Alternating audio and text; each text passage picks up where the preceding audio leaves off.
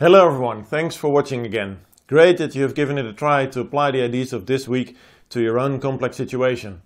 Whether it is a complex problem you want to solve or a situation you want to improve, this course is all about showing you that an analytical step can have added value in any of these situations. When applying the idea of scenarios, you basically try to deal with the unavoidable uncertainty of not knowing what the future will look like. And this immediately is also the most common pitfall that I've seen over the years. The thing is that people don't like uncertainty, so they form ideas and pictures in their minds, all to predict what the future will look like.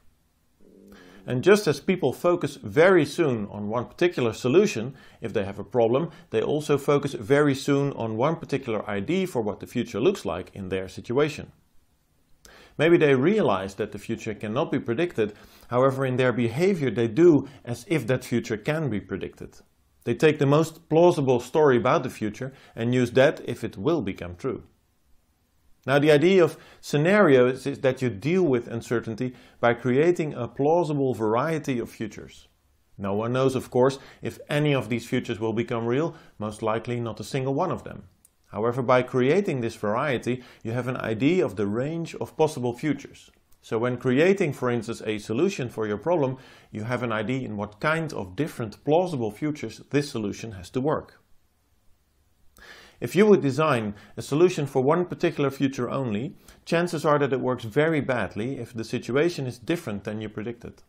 On the other side, if you design a solution for a very wide variety of possible futures, chances are that your situation is only to a very limited extent effective. Your solution needs both. It needs to be effective enough and it should to a certain extent be able to deal with multiple possible futures. This is the point where I want you to look at your work again. Did you, in any form somewhere in your work, make predictions? If you purposely did, then state that it is a prediction of the future and leave out the word scenario. If your purpose was to deal with uncertainty, then make sure you create a variety of plausible futures. And make sure that nowhere in your explanation one scenario is more likely than another. So create variety and don't rank scenarios to their likeliness to become real. The second thing I want to point out is the pitfall that people tend to focus too soon and too long on their initial idea for change.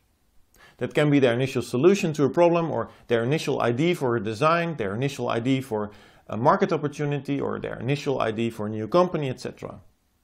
No worries if it happened to you too, or to the people in the group that you brainstormed with. This is very common. It's our nature to stick to the first idea that we think is a good idea. And it is the purpose of analytical methods, like the ones in this course, to challenge those initial ideas, all with the purpose of making a better decision in the end. The way to check this is to have a look at all ideas for change that you identified and try to categorize them. If your complex situation is that you want to improve the atmosphere in the office of your company, you can group ideas that are about physical changes, such as new paint, new furniture, more green plants, different lighting, etc. And you can group ideas that have to do with social changes, such as more outings, lunch together, open office spaces, less formal clothing in the office. Notice then how many categories you can make, and don't get disappointed if you realize you have only one category or maybe two, and that most of your ideas for change are pretty alike in the end. The solution to this is to create a few more categories, 4 or 5 in total, and then force yourself and your group to come up with ideas for all these 4 or 5 categories. You can use the brainstorm technique that I described in the earlier video and in the case application of this week. It works very well. Just assign every group member a category, describe what you want, describe what you're looking for, and pass on those sheets around in your group. Okay, that's all for this week. Thanks so much for watching, keep up the good work, and we see each other in the next video.